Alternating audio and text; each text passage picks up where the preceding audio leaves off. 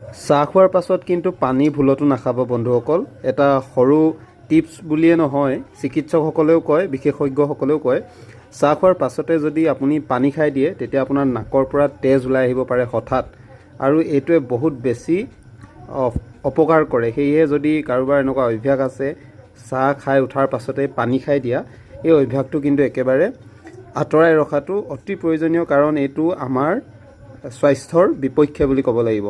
এনেকুৱা কিছুমান আছে যি আপুনি চাহ খাই উঠাৰ পাছত যদি পানী খাই দিয়ে তেনেহ'লে তাত আপোনাৰ হঠাৎ পেটত গেছৰ সমস্যাই দেখা দিব পাৰে, আৰু ইয়াৰ ফলত পেট ফুলা, কোষ্ঠকাঠিন্য আদিৰ দৰে সমস্যাৰ সৃষ্টি হ'ব পাৰে।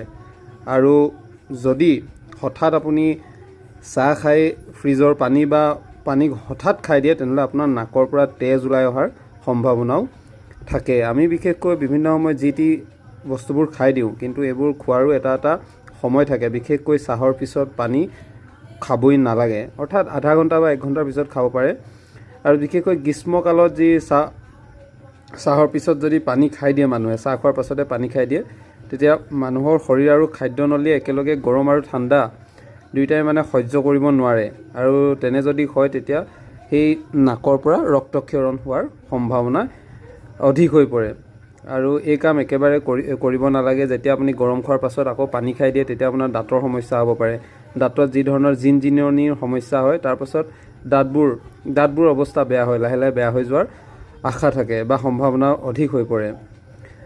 আৰু মুখৰ তাপমাত্ৰা সলনি কৰে। আপোনালোকে নিশ্চয় খালেই গম পায় যে গৰম পানী খোৱাৰ পাছত আকৌ ঠাণ্ডা পানী বা চাহ খোৱাৰ পাছত পানী খাই দিয়াৰ লগে লগে মুখখন কেনেকুৱা লাগে, সেই বস্তুবোৰ কিন্তু যথেষ্ট সমস্যাৰ সৃষ্টি কৰে। আৰু যি আলু আমাৰ দাঁত লাগি থকা দাঁতসমূহ য'ত আলুত আছে, সেই আলুৰ স্নায়ু ক্ষতিগ্ৰস্ত হৈ পৰে।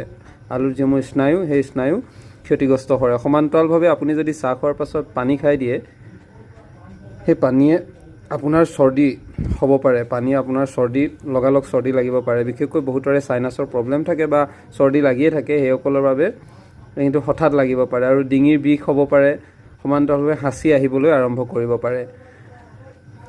আৰু সেয়েহে মানুহে বাৰে বাৰে যদি এনেধৰণৰ কাম কৰি থাকে এই সমস্যা অধিক হ'ব পাৰে। মানুহৰ শৰীৰত যিহেতু চাহ খালে মানুহৰ ডিহাইড্ৰেশ্যন হয়, কিন্তু তাৰ পাছত যদি আপোনালোকে চাহৰ আগত পানী খাব লাগে, চাহৰ পাছত কিন্তু আপোনালোকে পানী কেতিয়াও খাব নালাগে। আৰু বেছিকৈ যদি খাই থাকে তেনেহ'লে ই আপোনাৰ শৰীৰত ডাঙৰ ব্যাঘাত জন্মাব পাৰে। সেয়ে এই ক্ষেত্ৰত অতি সাৱধান হোৱাটো অতি প্ৰয়োজনীয়। আৰু এইবোৰ কথা বিশেষকৈ বিশেষজ্ঞসকলে কোৱা কথা, চিকিৎসকসকলে কোৱা কথা। ইয়াত মই কোনো চিকিৎসকো